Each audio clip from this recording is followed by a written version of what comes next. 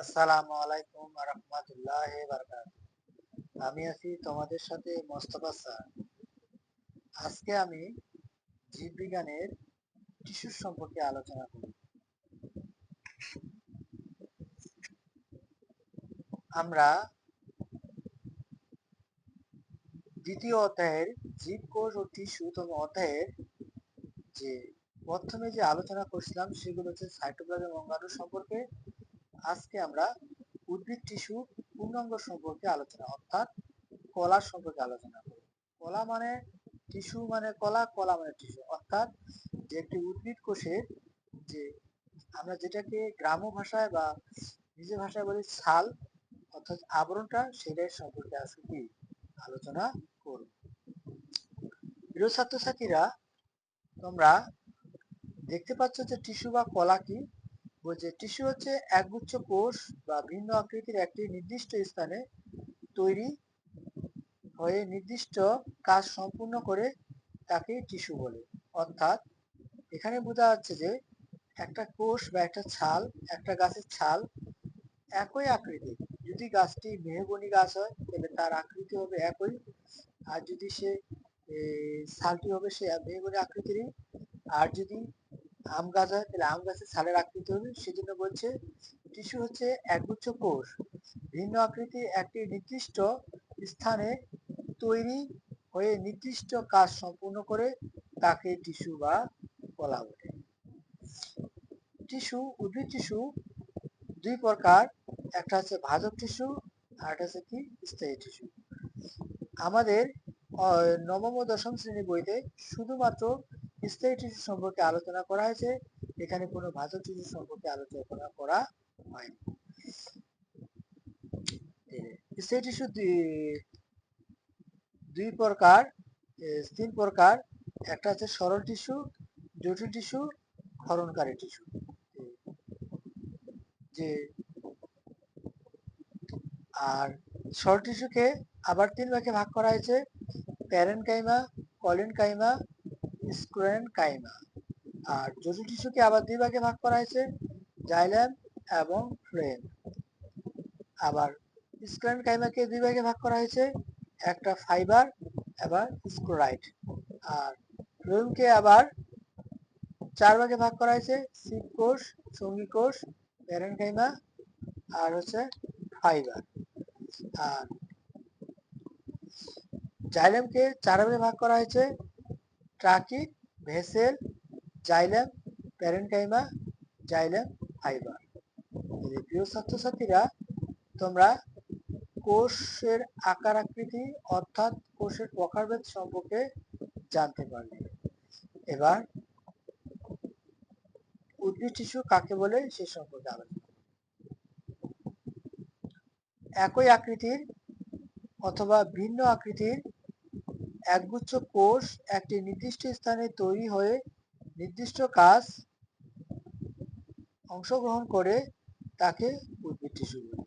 অর্থাৎ বোঝা যাচ্ছে যে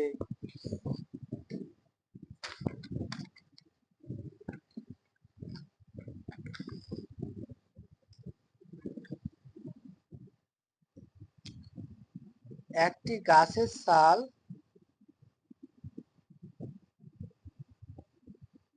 একই আকৃতি বা ভিন্ন আকৃতির অথবা লম্বা হতে পারে, খাটো হতে পারে। একই আকৃতির বা ভিন্ন আকৃতির একগুচ্ছ কোষ একটি নির্দিষ্ট স্থানে তৈরি হয়। অর্থাৎ গাছে যে ছালটি কোষটা নির্দিষ্ট স্থানে কি তৈরি হয় এবং নির্দিষ্ট কাজে অংশগ্রহণ করে এবং সেটি বড় হতে যে যে কাজ সম্পূর্ণ করে সে নিজে কাজ সম্পূর্ণ করে তাকে উদ্ভিদ টিস্যু বলে। উদ্ভিদ টিস্যু আমি দুই প্রকার বললাম: ভাজক টিস্যু এবং স্থায়ী টিস্যু। যে ভাজক টিস্যু, যে টিস্যু বিভাজিত হয় তাকে ভাজক টিস্যু বলে। অর্থাৎ যে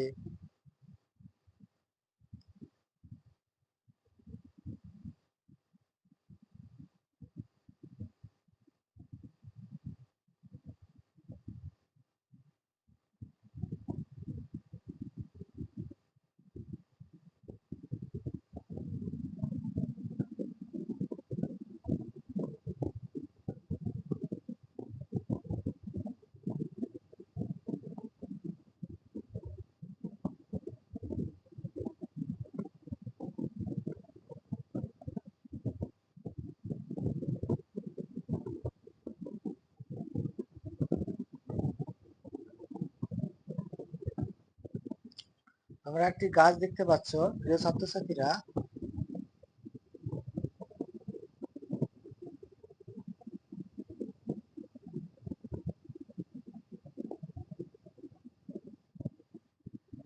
একটি গাছ দেখতে পাচ্ছ। আমি গাছটা খুব ভালোভাবে আঁকতে পারিনি, তবুও একটু বোঝার জন্য আঁকলাম। যে একটি গাছ দেখতে পাচ্ছ, যে এই গাছটি যখন ছোট থেকে বড় হতে শুরু করে, অর্থাৎ বড় হচ্ছে মোটা হচ্ছে এবং ডালপালা বাড়তেছে, সেটা হচ্ছে তোমাদের ভাজক টিস্যু। এটার নাম হচ্ছে কি? ভাজক টিস্যু। কারণ এই টিস্যুটা কি বড় হতে শুরু করে, ছোট থেকে যখন পূর্ণাঙ্গ একটি বড় গাছে পরিণত হয়, সেটা হচ্ছে কি? ভাজক টিস্যু। আর স্থায়ী টিস্যু হচ্ছে এই যে গাছের ভিতরে যে কাণ্ড, অর্থাৎ কাঠ বলি আমরা, যেটাকে আঞ্চলিক ভাষায় কাঠ বলা হয়, এবং এই কাঠটাকে বলা হয় স্থায়ী টিস্যু। কারণ এটা আর বড় হতে পারে না, এবং এটার নাম হচ্ছে কি?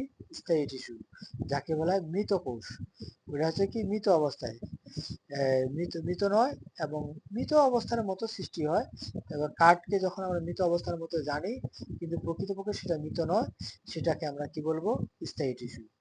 আর যে টিস্যুটা বড়, এই কোষটা বড় হতে থাকে, এটা এই গাছটি মোটা হবে এবং বড় হবে, আস্তে আস্তে মোটা হবে, সেটা হচ্ছে কি? ভাজক টিস্যু। ভাজক মানে বিভাজিত হওয়া, স্থায়ী মানে একদম স্থায়ী সম্পূর্ণ হওয়া। এবং আরো সহজ ভাষায় বলা যায় যে কাণ্ডগুলো যখন বৃদ্ধি পায় এবং বৃদ্ধি হওয়ার পর যখন শক্তে পরিণত হয়, কাঠে পরিণত হয়, তখন এটাকে বলা হয় স্থায়ী টিস্যু। এটার নাম হচ্ছে কি? স্থায়ী টিস্যু। তাহলে স্থায়ী টিস্যু, যে টিস্যু কোষগুলো বিভাজিত হয় না, তাকে স্থায়ী টিস্যু বলে। যে টিস্যু কোষগুলো কি বিভাজিত হয় না, তাকে স্থায়ী টিস্যু বলে। স্থায়ী টিস্যু কি কয় প্রকার? টিস্যু আমাকে ভাগ করছে তিন ভাগে। একটা হচ্ছে সরল টিস্যু, জটিল টিস্যু এবং ক্ষরণকারী টিস্যু। এবং সরল টিস্যু, একই আকৃতির কোষগুলোকে বলে সরল টিস্যু। তাহলে একই আকৃতির কোষগুলো কি?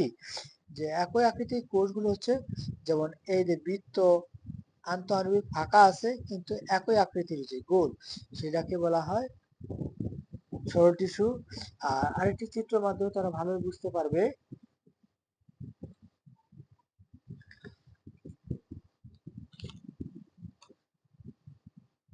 এই যে এটা একই আকৃতির, এটারও আকৃতির একই, এটারও আকৃতির একই, অর্থাৎ ভিন্ন ভিন্ন আকৃতি হয়নি। এটা গোলেই, এটা একটা চতুর্ভুজের মতো, এটা হচ্ছে ব্যঞ্জনের মতো। এই চিত্রগুলার কোষগুলো হচ্ছে একই আকৃতি, সেজন্য এগুলাকে বলা হয় সরল টিস্যু। প্রিয় ছাত্রছাত্রীরা,